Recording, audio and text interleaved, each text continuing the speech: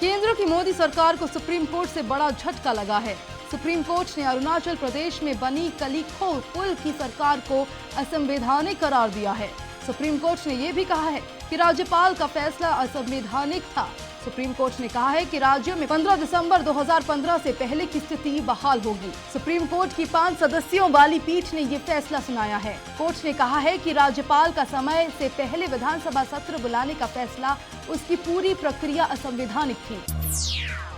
Supreme court ने अरुणाचल में दोबारा कांग्रेस सरकार को बहाल करने का आदेश देकर केंद्र को झटका दिया है। इस फैसले पर कांग्रेस नेताओं ने खुशी जाहिर की है और बीजेपी को माफी मांगने के लिए कहा है। कांग्रेस उपाध्यक्ष राहुल गांधी ने इस फैसले के बाद सुप्रीम कोर्ट का शुक्रिया अदा किया है। राहुल ने कहा कि प्रधानमंत्री को लोकतंत्र का पाठ पढ़ाने के लिए सुप्रीम कोर्ट का धन्यवाद। कांग्रेस नेता राशिद अल्वी ने कहा कि देश में राज्यपाल संघ के कार्यकर्ता की तरह काम कर रहे हैं। राशिद ने कहा कि बीजेपी जोड़ तोड़ की राजनीति करती है, दूसरी पार्टियों के विधायकों को बीजेपी में शामिल किया जाता है, ये गलत है। पाकिस्तान के दर्जन भर शहर में रातों रात आर्मी चीफ जनरल राहिल शरीफ के पोस्टरों से पट गए हैं। इन पोस्टरों में लिखा है कि राहिल शरीफ, आप देश की कमान संभालो। पाकिस्तान में एक राजनीतिक दल ने देश भर में बैनर लगाए हैं जिसमें सेना प्रमुख जनरल राहिल शरीफ से मार्शल कानून लागू कर सरकार बनाने को कहा गया है।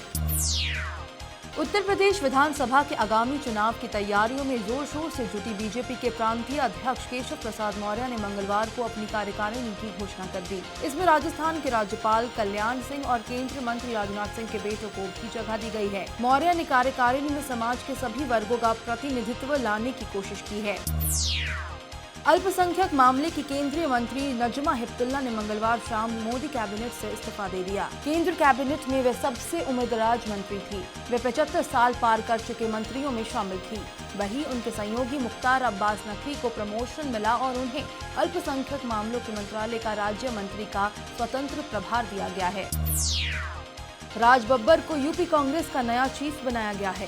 पार्टी नेता जनार्दन द्विवेदी ने मंगलवार को इसका दिल्ली में ऐलान किया। इससे पहले यूपी कांग्रेस इंचार्ज गुलाम नबी आजाद से मिलने प्रियंका गांधी पहुंची। कहा जा रहा है कि दोनों की मुलाकात में राज बब्बर के नाम पर रजामंदी बनी। बब्बर यूपी कांग्रेस के पहले ऐसे चीफ हैं जो दूसरी पार्टी से आए हैं। दिल्ली के सीएम और आम आदमी पार्टी के संयोजक अरविंद केजरीवाल की पत्नी सुनीता केजरीवाल ने स्वैच्छिक सेवानिवृत्ति यानी CRS ले लिया है। 1993 बैच की IRS अफसर सुनीता केजरीवाल इनकम टैक्स विभाग में कमिश्नर के पद पर तैनात थी। सुनीता केजरीवाल 15 जुलाई 2016 से अपने पद से मुक्त हो जाएगी। केंद्रीय महिला कल्याण एवं बाल विकास मंत्री मेनका गांधी ने वरुण गांधी को सीएम पद का दावेदार होने से इनकार किया है। उन्होंने इससे भी इनकार किया कि चुनाव प्रियंका बनाम वरुण होगा। वे मंगलवार को मथुरा में पत्रकारों के सवालों का जवाब दे रही थी। मेनका गांधी मंगलवार मथुरा गोवर्धन रोड स्थित श्रीजी बाबा विद्याश्रम पर आयोजित प्रबुद्ध नागरिक विचार गोष्ठी में हिस्सा लेने आई हुई थी। विश्व हिंदू परिषद की नेता साध्वी प्राची ने एक बार फिर विवादित बयान दिया है। उन्होंने ये बयान विवादास्पद भाषणों से सुर्खियों में आए इस्लामिक उपदेशक जाकिर नाइक के खिलाफ दिया है। साध्वी प्राची ने डॉक्टर नाइक पर निशाना साधते हुए ऐलान किया है कि जो कोई भी सऊदी अरब जाकर जाकिर नाइक का सिर काट कर लाएगा उसे 50 लाख का इनाम दिया जाएगा।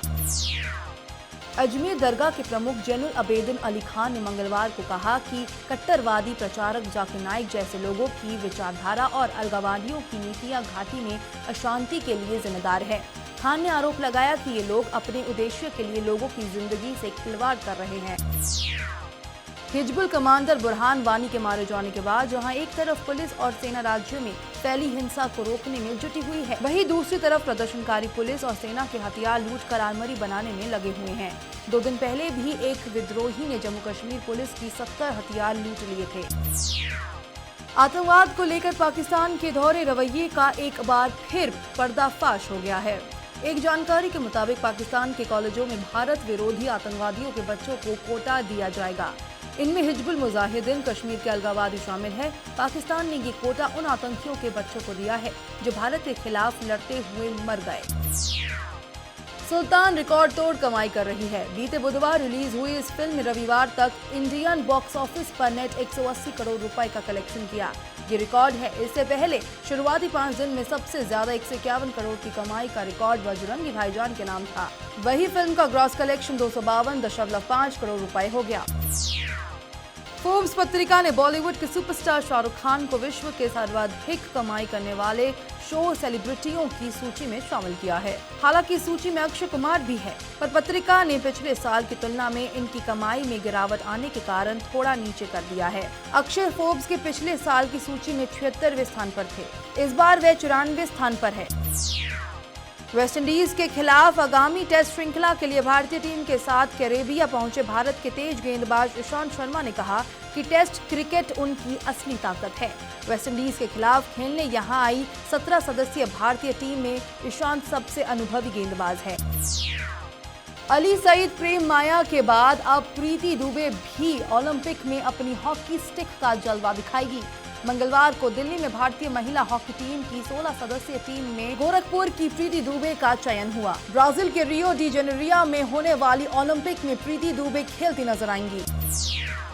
Star sports pro kabaddi league के चौथे संस्करण में मंगलवार को पुनेरी पल्टन और बंगाल वॉरियर्स के बीच खेला गया मुकाबला 34-34 से टाई रहा। ये लीग के इस संस्करण का तीसरा और पल्टन का दूसरा टाई मुकाबला था। इससे पहले दबंग दिल्ली के खिलाफ भी पल्टन ने टाई मैच खेला था।